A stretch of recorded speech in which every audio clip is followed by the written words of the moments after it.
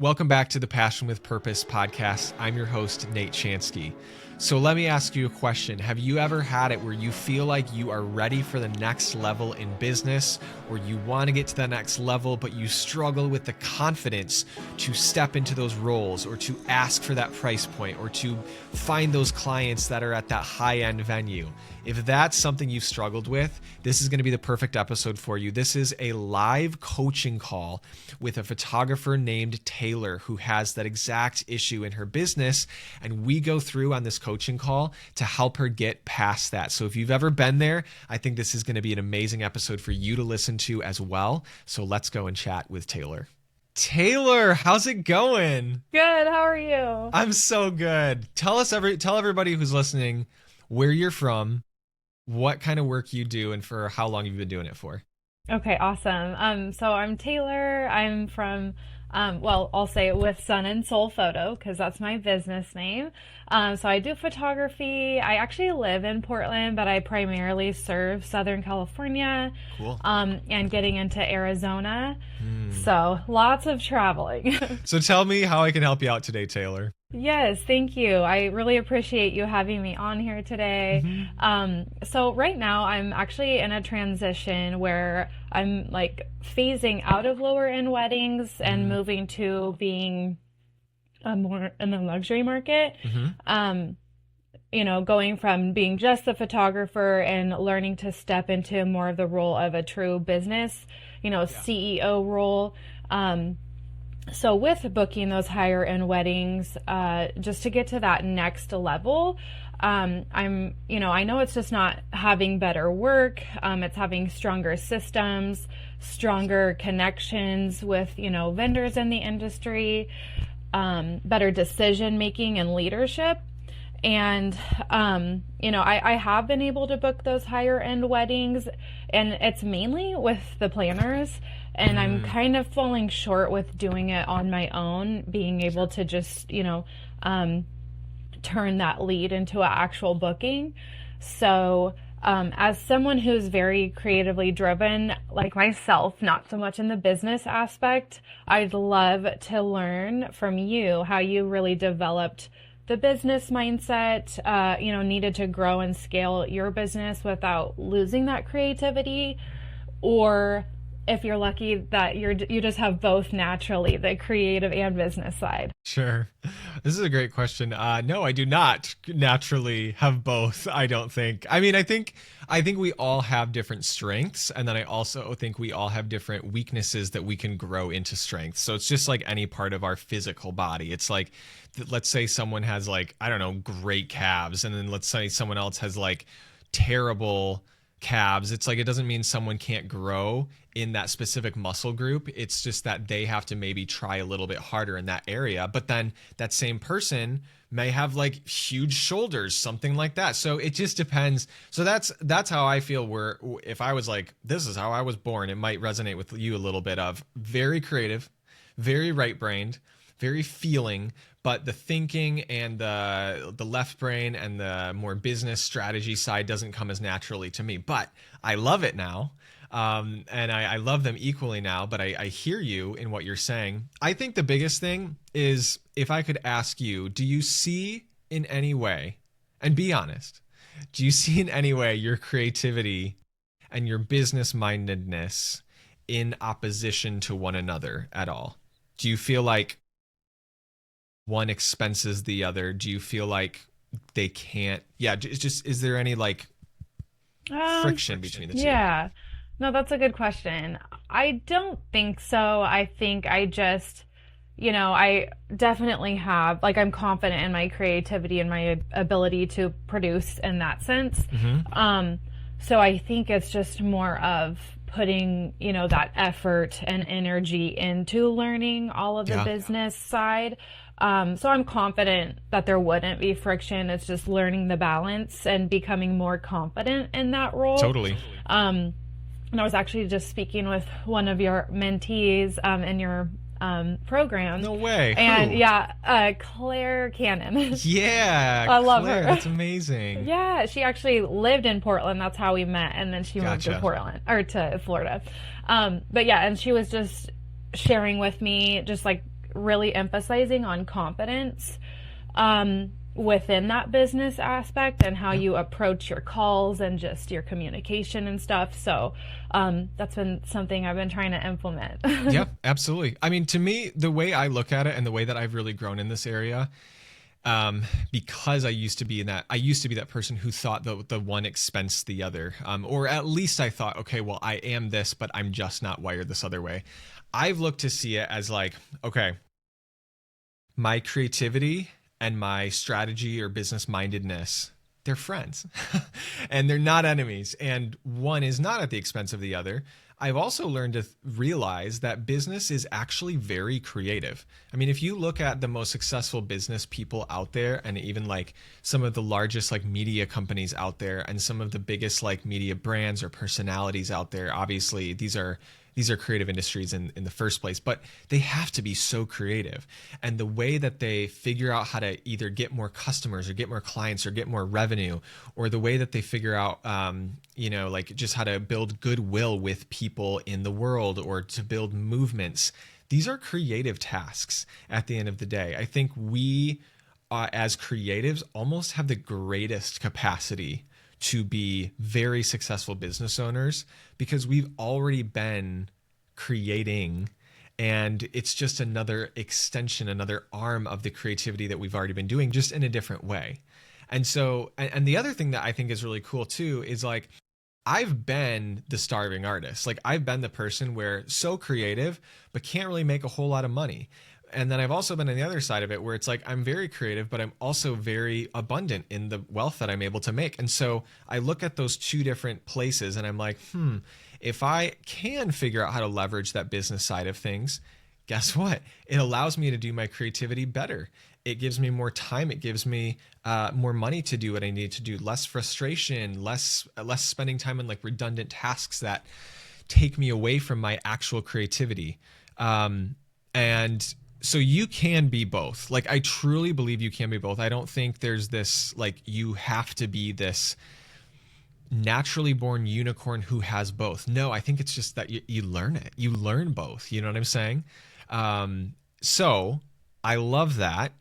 I really want you to understand that you, Taylor, can be very business minded. And I'm just going to say, like, from here on out, Taylor is, she knows business. She just crushes it at business. Like, I I'm just want gonna you be to that. I'm gonna be that unicorn now. just start saying that. Like, I'm so good at business, and whatever I don't know yet, I'm learning, and we're getting there.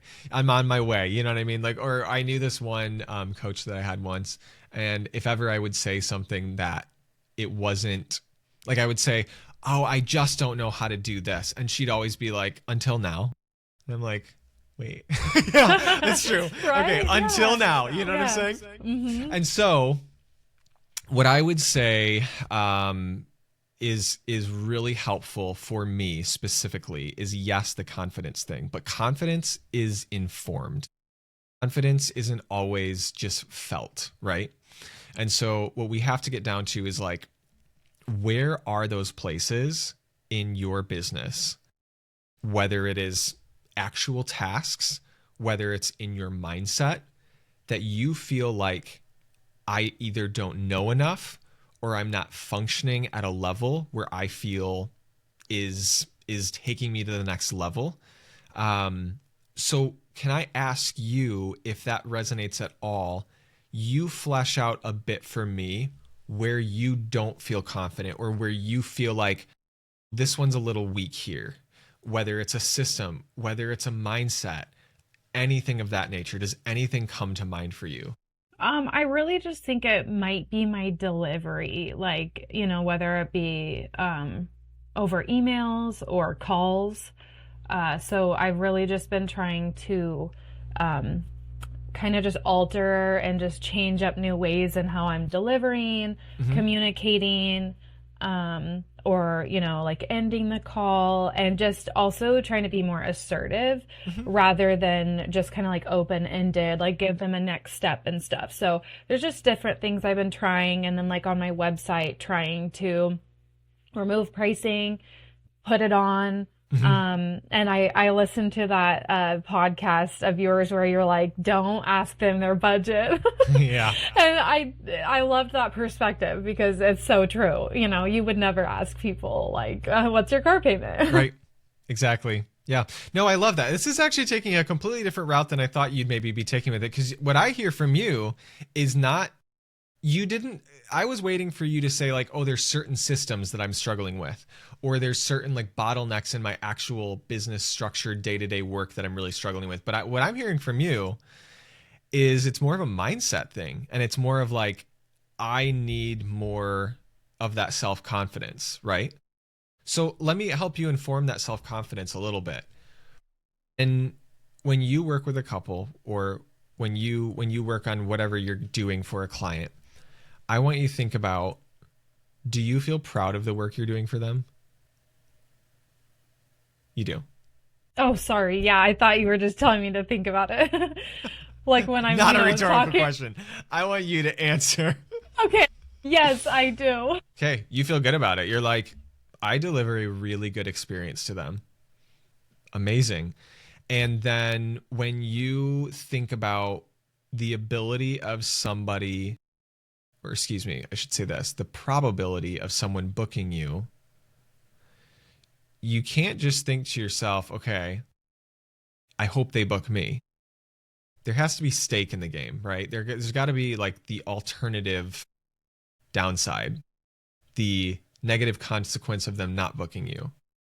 Now, Taylor, I'm sure you are no stranger to the fact that there are a lot of really bad photography business owners out there who do not serve their clients well, and who you hear horror stories from, probably, right?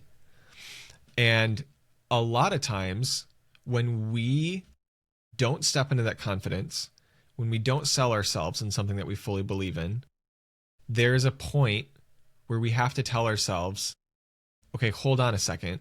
If I was the client on the other end of this call, and I really had because I'm the other person there, I really had my best interest in mind, how hard would I sell to that client to make sure that they went with me instead of just going with any other photographer out there, any other person who would be willing to service them? Do you know what I'm saying by that? And so you're like, okay, I either believe in my product or I don't. And that's, by the way, that is like, there's no shame in that. If you're like, there are a couple things in my experience and my service that I don't fully believe in, because we can fix those things. If you're like, hey, I don't feel like I have a good workflow from booking to delivery, that's okay. We can fix that. We can get you more confident in that so that that is running so beautifully. And you're like, I deliver the service without a hiccup, and it is a beautiful experience, and they're going to be taken so well care of. You know what I'm saying? Or there's some photographers who are like, yeah, I actually secretly only I leave all my photos on one SD card until delivery, and I like never back up my photos. I'm like, okay, well, to me, there's no question why you're not confident in your services, because you shouldn't be. You Right. have no backups. You know Hmm. what I'm saying? You're literally flying by the seat of your pants. So you know what I'm saying? So that's just Yeah. an example of a situation of like, let's get you to the place where you fully believe in your product. Yeah. But once you are there, you do have to ask yourself, if I fully believe it, then it would follow that the person who's on the other end of the call, I am best serving them if I do everything in my power to get them to hand over their money to me. Because sometimes we think of it as like, okay, when I'm booking a couple for their wedding, I am just trying to pry open their wallet and steal from them and swindle them into working with me, right? That's Yes. not the case, though. No. The case that really is that they already have set aside this money. They're going to give this money to somebody. And the very likely alternative to them giving money to you, who could take care of them abundantly well, is them giving that money to someone who will not be a good steward of them, their money, or the time that they give them, or the memories that they give them. Okay. And so it's not just, oh, I'm trying to steal their money. It's, I am taking their money as an act of service because they want to do business with somebody. They desire to check off book a photographer off of their mile-long to-do list that they have to do. And so you're presenting yourself as like, hey, you guys connected with me on my Instagram. You got a referral. You connected with me on my website. You got on this call somehow with me. You still like me and you don't think I'm crazy. Hey, you are well informed on me. If something was to pop up that I was a psychopath, it would have come out by now. Okay. Right. You know what I'm saying? So it's like, exactly. So at this point, it's like, listen, you guys, let's do this. Let's check this off. Let's get this done. You will not regret going with me. You know what I'm saying? And I'm not saying these are like scripts of what you should say to people. Yes. But what this is, it's a mentality of like, I am not here to just steal from you. I am here to serve you by selling to you, right? Mm-hmm. It's as if, like, have you ever had, Taylor, where you had a product that you recently used? I don't know, some skincare product, or maybe it's some like article of clothing, or maybe it's like your favorite recent Netflix series or your favorite book that you just read or something like that. And you're like, I could sell this to anyone. You know what I mean? Like, yes. Like I could sell this to anybody. Mm-hmm. And why? Just because you believe in it. Because you loved it, right? Right. That's what sales is. And so there's no world in which Taylor isn't a good saleswoman. There is only a world in which Taylor simply either doesn't realize the magic of what she's selling, or B, she doesn't believe in it. Mm-hmm. So it's like, which is it? And so that's why I say, if it's not that you don't believe in it, it's that you got to wake up and smell the coffee and who Taylor is, and then realize that you're servicing people by getting them to book with you. Yeah, that's such a good perspective. I never thought of it that way. And like, by hearing you say that, I definitely believe in what I'm, selling, and the experience that I'm providing. Mm-hmm. So just to take that new approach, I think will be so helpful. Because really one of the barriers, I think, for me is going, from that lower end to a higher end entry level, market. Because I've gotten like 10 to 12K inquiries, but just haven't been able to turn that, convert that client. So wait, when you say you've gotten 10 to 12K inquiries, what do you mean by that?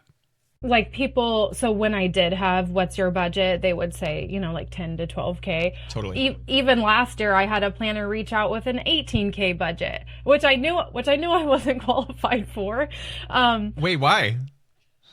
Well, just because like their scale was so like how do you say that? I shot my shot. Yeah, you shot a shot. I took my shot with it.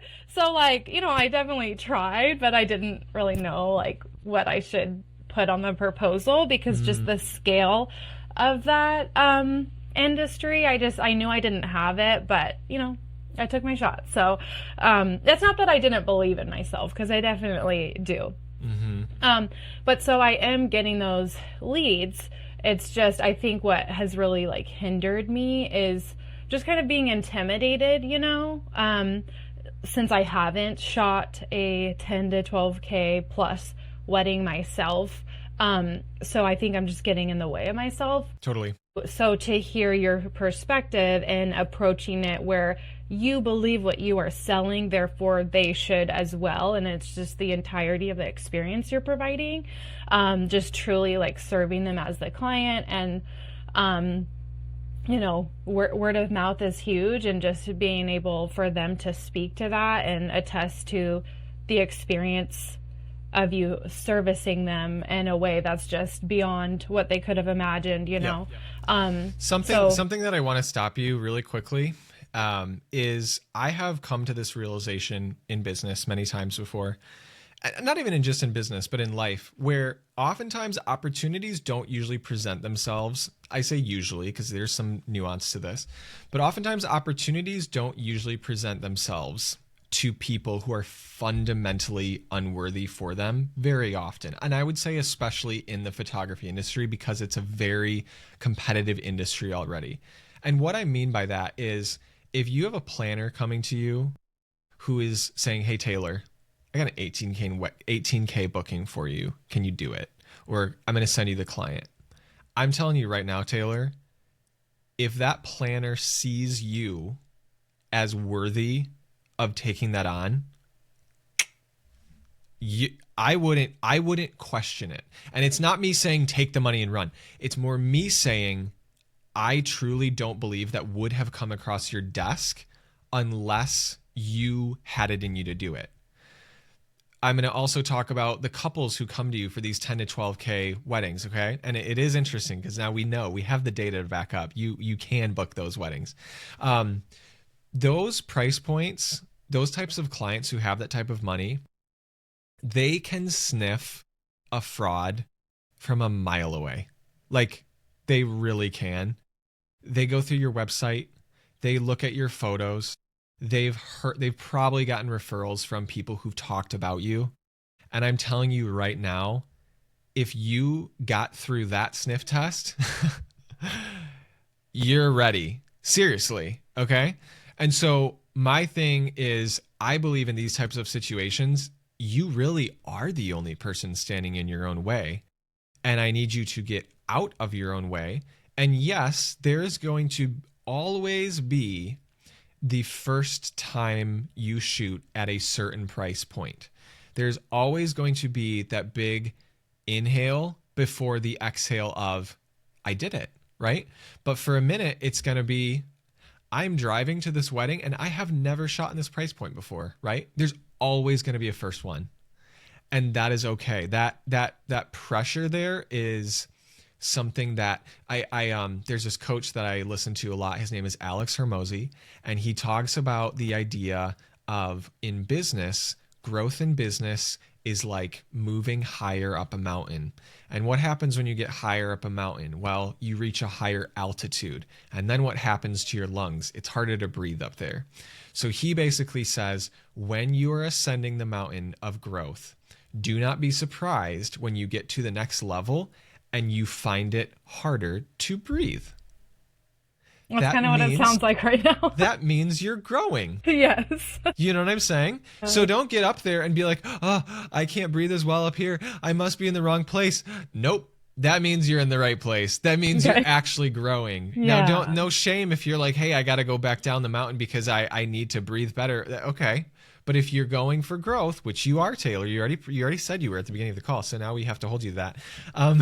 If you're wanting to grow, then be okay with a little bit of altitude sickness. Okay. And that doesn't mean that you can't serve that client. Again, that client, you are not forcing anyone to give you their money. Now, again, if I want to make sure I'm being level-headed here. If there is truly a wedding where you're like, hey, by the actual data here, the facts here, I do not believe I am the right fit for them. Like, let's say it was some type of, you know what I'm saying? Like, if it's a situation where you're like, hey, this is actually something that I don't feel comfortable delivering on because of X, Y, and Z.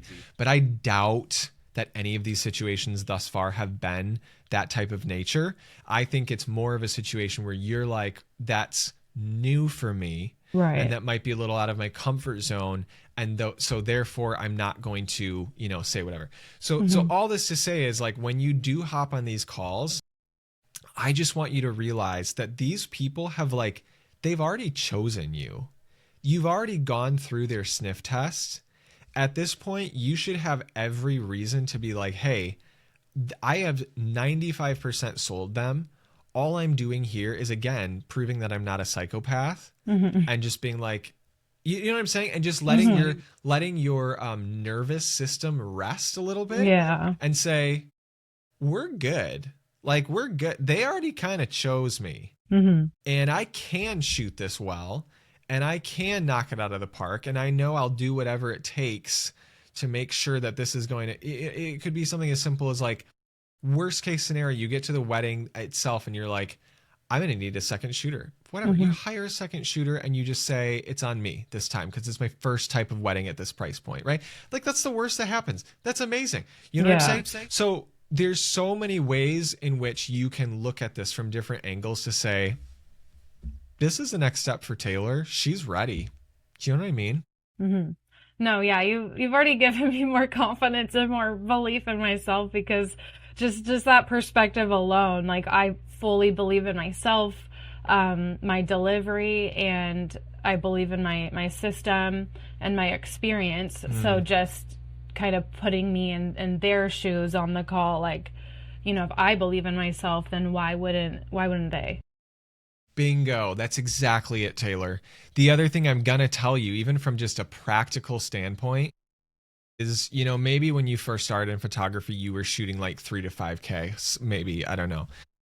But when you get up into these price points, especially into 5-figure bookings, when you get up there, I'll just tell you right now, those type of clients, they want to spend their money.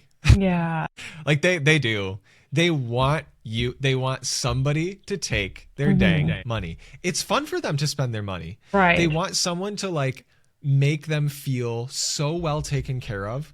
Their concern anymore is not like, oh, I can't afford this. Their concern is, we just want someone who's good, and we want someone who's ready to do the work and who's going to take care of us. And you can do all those things, Taylor. So it's a whole different mindset once you get into that ballpark of like, those people, they're ready. They want to Hmm. spend the money. Yeah. Give them that opportunity to be like, hey, you need a place to spend this money.